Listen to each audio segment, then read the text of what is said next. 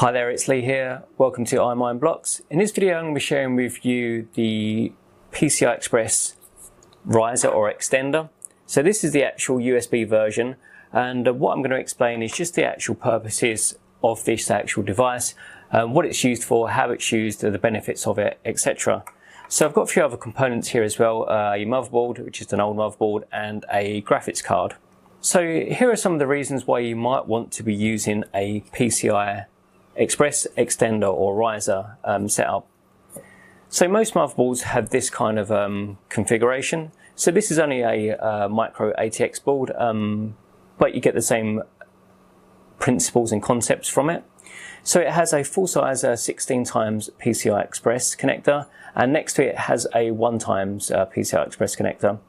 So a lot of boards have a similar sort of setup. So you might have a couple of full-size ones and more smaller 1 times PCI Express connectors.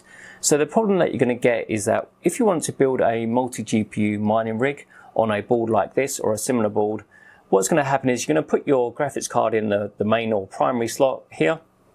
So I'll just show you this. Let's grab this one.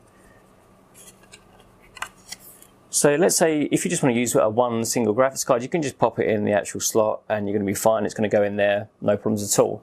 But the problem is that when you put in this first GPU, because it's like double sized, it's going to cover up your the express slots that are next to the primary slots.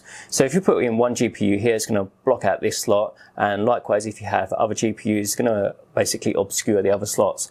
So what that means is that if you have a board, and even if you've got say 3 full-size slots, you're only going to be able to accommodate a couple of graphics cards. You're not going to be able to get all of the graphics cards connected to the actual board itself. So that's where this device comes in, which is the PCI Express riser.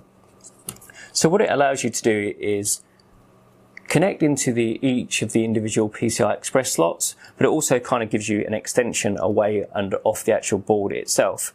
So I'll just show you exactly how this gets set up and how it may be used. So there's a few different components to it. Firstly, you've got the actual PCI Express like base board, and this is what is going to connect to your existing GPUs. So I've just got the one here just to demonstrate, but this is going to plug onto the bottom of our graphics card. So we're just going to plug it in under here. We've just got a lock notch there, so we're just going to move that back. And that goes onto our graphics card. So you can see it's on the actual bottom of the graphics card now. Also, this one's got quite a cool feature, so it's actually got like a bit of a rubber padding underneath as well. So that's good to make sure it's not going to short out on any other metal contacts. So that's a good feature. So that just holds our graphics card up like that. We can then basically mount the graphics card wherever we like. Most people put it onto some kind of a frame, and you would have seen that in my other videos, so where they're basically kind of held up. So that's one part of it. The next part is I'll just take it off just to show you. But on the actual back of the riser baseboard, there is a Molex power connector. So you need to get this powered. Basically, it helps power the actual graphics card itself, but it helps stop all the actual power being pulled from the actual motherboard itself. So the power input is going to connect directly to your power supply, and it's going to take the load off the actual motherboard itself. So it's also provided with a SATA to Molex adapter. These are kind of, I don't really rate. I would say that if you're going to plug in your power supply to this, just plug it in directly using the Molex connectors. I wouldn't really use these adapters unless you really have to. There's really no point connecting to a SATA, then to Molex, and then to this. If you just have Molex connectors on your power supply, just plug the Molex connectors directly into this. The next part is this cable. So there's different variations of these, and I've done videos in the past about them. So some used to have like a drop-down ribbon cable, so it will just be like a ribbon extension. These newer ones, they run the data via a USB lead, like this. So we just plug in the USB lead into the actual connector. I'll just put in the power connector as well, just really to demonstrate how the whole thing sort of works together. It's a bit of a tight fit, as Molex normally is. Getting it. Okay, so we've got our data cable and we've got our power connection. I'll just put the GPU back in. So it's going to look a little bit something like this. So now what we have on the actual end of the USB cable is kind of where it's going to connect into the motherboard. So you don't plug this into your USB port, that just won't work. What we have is this tiny little PCI Express connector here, and we just plug it into that. So then we've got a PCI Express connector on the end.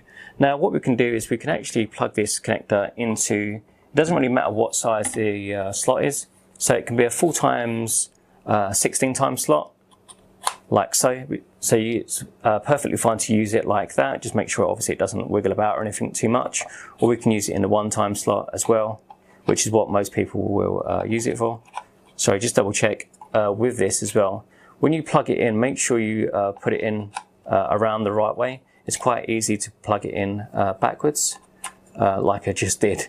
So make sure it goes the right way. So the little hook notch bit goes over the front of the port, and you will see just when you line it up that the bigger of the connector goes forward, and then the notch kind of goes over.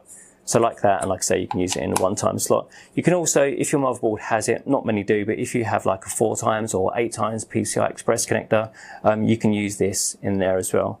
So then what you're going to have is all your graphics cards kind of lined up, and then a lot of people build these either with multi-GPU mining rigs, so you might have 4, 5 or 6 GPUs. In some cases maybe even more if your motherboard supports it, and then each one will just go into the actual slot itself, and then you'll have basically the cables and banks like 1, 2, 3, 4, 5, 6 all lined up nicely, and that means that you've got your GPUs off the board, so you can you know, physically fit them in. It also helps out if you've got like a frame or something. It's going to help with airflow, cooling, all that kind of stuff. So that's what the actual cable is used, and how, why, and what it's used for. Okay guys, so that just about wraps up this video. Just wanted to cover the basics of why to use PCI Express USB risers and what they're used for, etc. So hopefully you found this video useful. Hopefully you've enjoyed watching it. If you have any questions or comments, don't hesitate to leave a comment in the comments area below, and I'll be sure to get back to you guys.